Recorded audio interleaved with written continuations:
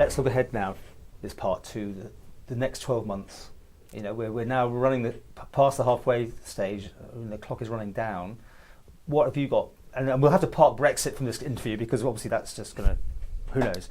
So but let's move that to one side. What else do you want to see done? Well, obviously we're running towards the end of the parliamentary term now. The next 24 months, if what we want to get through has got to start. The competition bill, certainly, I hope, will be progressed by then. You think that will be done? Yeah, and I think, I'm hoping that the Animal Welfare Bill will be. Bathing water quality, sewage treatment, that's very important. Will there be Manx meat in certain large national branded supermarkets? Naming Tesco by name. Progress has been made there, considerable progress. Keep talking about it. Well, there are certain hurdles and things to check, but I'm not personally, but as a department and the meat plant have been working with that particular store, and I believe there is light on the horizon. But I probably said that last year as well. Well, I'm just wondering, by the time it says year 4, do you think we'll still have that conversation? But who knows? I mean, it's disappointing though, isn't it? I mean, don't just single out them. Actually, to be fair, I mean, you've got ShopRites which obviously do all that, and you've got to give them points for that because you have got support from some, but clearly it's disappointing when you haven't got. The Food and Drink Festival last week, it was a good demonstration of how our food and drink production on the island, particularly the artisanal sector, has grown tremendously over the last few years, and that taps into the quality meat products and other products and fisheries as well on the island. It has grown, and Tesco's would help, but they're not the biggest sector. I mean, they sell a lot of food, but it's all the other businesses combined which grow GDP. And that's right. I mean, I think from that event you can see there's all these micro businesses going on, which are great, but you still want everyone on your team, don't you, in the day? Well, at the end of the day, I mean, I think it's in Tesco's interest to sell Manx meat. It's a quality produce. Why wouldn't you want to sell it? It's what people want. You can't legislate for that then, can you? You can't. It would be anti-competitive. You have to persuade I don't people. know. Remember all these years ago, didn't Manx ice cream have to have certain ingredients to make it Manx, and therefore it kept everybody else out? We introduced provenance labelling in the last 2 years, and so that people can identify what's produced or made in or grown on the Isle of Man. So consumers now have a proper choice. When they go into a butcher shop, they can look at the provenance labelling and see that they're buying Manx lamb. Have you got the support of farmers? Do you feel you're on the right side with them and you're listening to them? Farmers are a diverse business base. They're all entrepreneurs, small entrepreneurs in their own right. You can never get everyone on side all of the time, but my philosophy is to work well with the MNFU, work well with farmers, listen to what they're saying and react accordingly. And I like to think that the farming community is on side in the main. Biosphere is another thing I want to talk about. Are you happy with where we go on that? Yes, biosphere has matured in the last year. Matured is an yes, interesting well, we were struggling a bit as to how we promoted it, how we used it. Jo Overty came on side a little over a year ago as a biosphere champion, and she's done an excellent job with community engagement and getting people to buy in. And I don't think there's anyone in the Isle of Man now who doesn't know about biosphere. They might not know all about it, but at least they know we are a biosphere nation. So we're starting to use that to drive programs in the environment, plastics plan, things like that.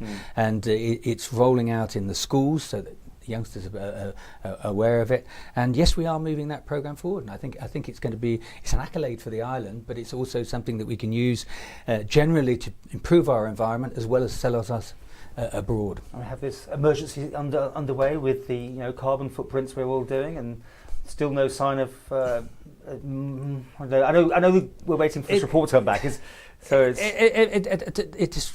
climate change emergency is perhaps the wrong word, but anyway, it's an emotive word. We've signed up as Tynwald and government to do the right thing.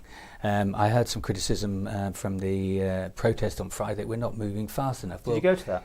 I was there and I looked outside, but I was actually upstairs meeting with Professor Curran for 2 hours doing the stuff that we're supposed to be doing. Did he see what was going on then? Yes, he knew. What was his reaction to that? Well, he met the youngsters afterwards, and also the Climate Change Coalition. So he was engaged with that process. But we had a good, very positive 2-hour meeting, and he's been working very hard on the report, working with stakeholders. He's listening to everyone. I think that's great. We're going to wait and see, as I said earlier in the interview, what he comes up with.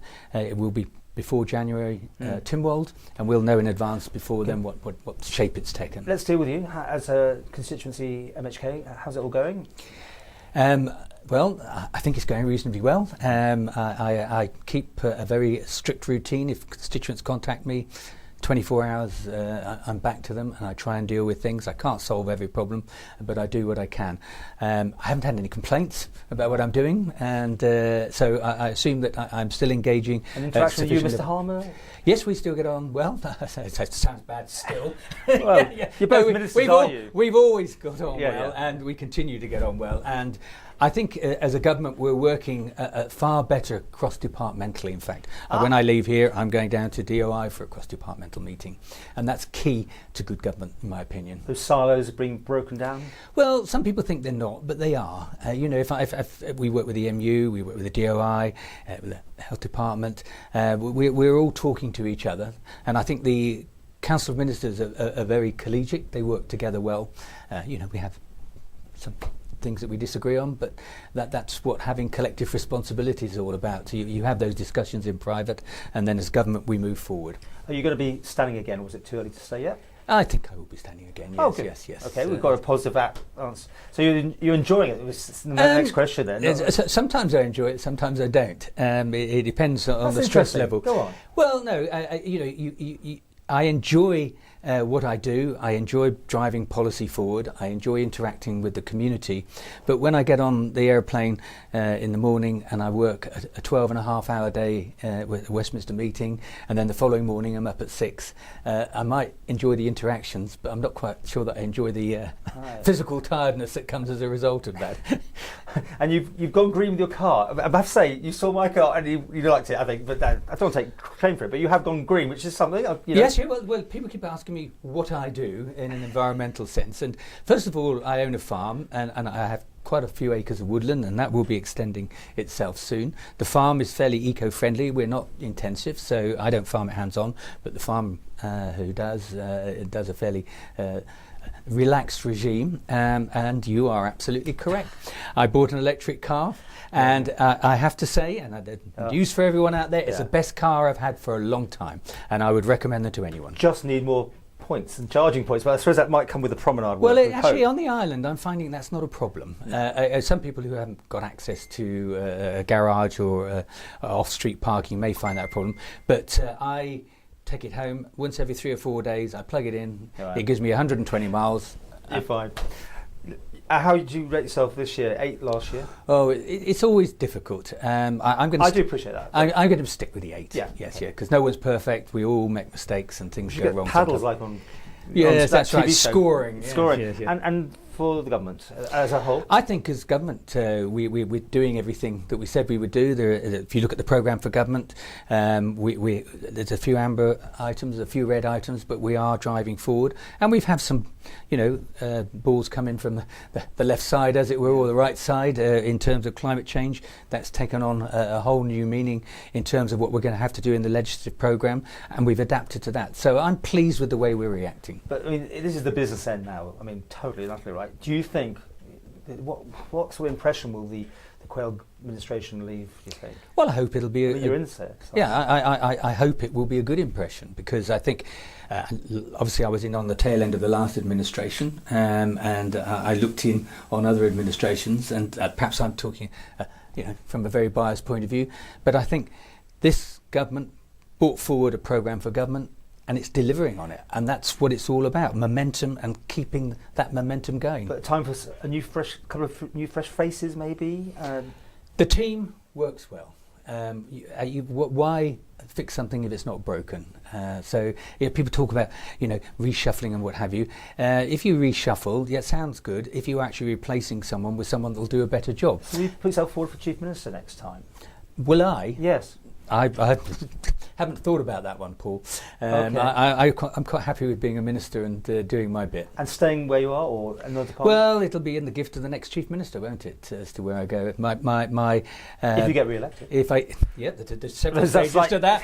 Yes. A, convince the electorate to re-elect me, and secondly, then convince whoever's chief minister that I'm the man for the job, and that will depend on my record at the end of this term.